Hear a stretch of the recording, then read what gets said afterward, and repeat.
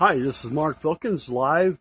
Well, it's going to be on YouTube, so maybe not live for you. But anyways, it's live. Mark Filkins here with Inquiry News. And I just basically want to talk just a little bit about the poor guy, Keith Scott, and the shooting, and for Inquiry News. And, when law enforcement asks you to, put your hands up and all that kind of stuff, I think you should do it because it's just safety for themselves. They're just trying to make sure everybody's safe, and by you capitulating like that, makes it safe for everybody. But if you look at my photo here, you're going to see the cop aiming the gun at him. You're going to see him outside the truck of his truck. You're going to see him standing there with his hands close to his belly.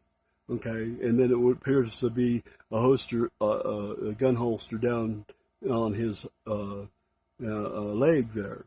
And and there's a couple other photos that even look even more clear that you can kind of see what appears to be a holster there. And why you have that on his leg for everybody to see? Because you're in a heightened state of panic and you don't think correctly. Plus, you've been had a blunt, which is a marijuana, like a cigar with marijuana in it or something, and they may have been extremely intoxicated with the marijuana and not thinking correctly. A lot of people that happens, you're not thinking correctly, and you make silly moves that you shouldn't be doing. If you hadn't been so high or on his meds or whatever, maybe he would have been thinking more clearly. Anyway, so he gets out of the vehicle there. You can see the holster, which appears to be a holster, and something against his chest. It's not a book because the way he's holding it. A book, why would you hold it against your chest, a book against your chest? You just have it in your hand or something. And when he's getting out of the truck, you see something in his hand as he shuts, as he comes out of the truck. You can see something long, not a square object like a book. And I don't see how the lady, his wife, or anybody else could see what he had in his hands because it was obscured. And so those people, until I see another video what they could see, I don't see where they could see a book in his hands of him getting out of the truck. And even if you look at the dash cam, you can't see a book in his hands. So I don't know how his wife could say that now, but it's very disheartening. And my thoughts and prayers go out to the family and to the wife and all of them. That's just horrific to have a loved one or somebody that you love and trust. He looks like a really nice guy, actually. I don't think he's a hardened criminal, but then again, I don't know. Maybe he has a rap sheet. I'm not sure, but I think he's just a nice guy, but just something, that day was just a bad day, and the combination, everything kind of came together. And instead of surrendering and then worry about it later, he chose to bring the gun out, and I think that was a bad deal. And so if you can look at this photo, you can see that there's a lot of other things I could point out in the photos too. You can zoom in on them and kind of see what it looks like an outline of a gun and things like that. But those ones I call kind of iffy because you can't quite really see clearly that it is. So I just leave that to, and say, well, it may not be, but definitely the holster is incriminating evidence to have that around your leg. And what else would you have around your leg, your one leg, with your pants pulled up? I've had guns down there on my leg as well, and that's exactly what it does if you have tight pants on like he has, as it pulls up over the holster. You have to literally pull your pants over. It's a pain in the butt, and that is normal. Plus, you want to put the gun back in, so when you pull it up over the holster, you kind of want it to do that, so you can put the gun back in, latch it, and then put the pants over. That's kind of what you do.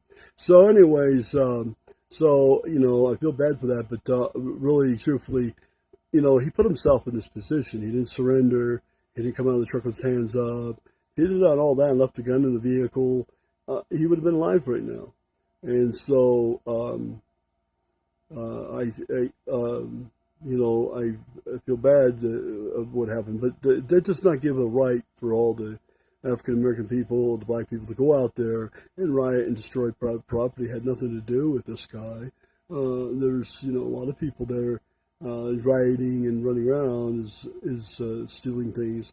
That's not or harming tons of other cops because of what happened. And like some people were saying that the cop with the red shirt on is the one that shot him, and you can clearly see that he's not the one that shot him. It's probably this guy that has the gun. You'll see in a moment here the picture of the gun that's aimed at him, and I think he's the one that shot him, and right in the chest because the guy wouldn't surrender, and if it appeared, even if he appeared to have a gun, and it appeared to be a holster and it wasn't, the police are still within the grounds to shoot because he's refusing to,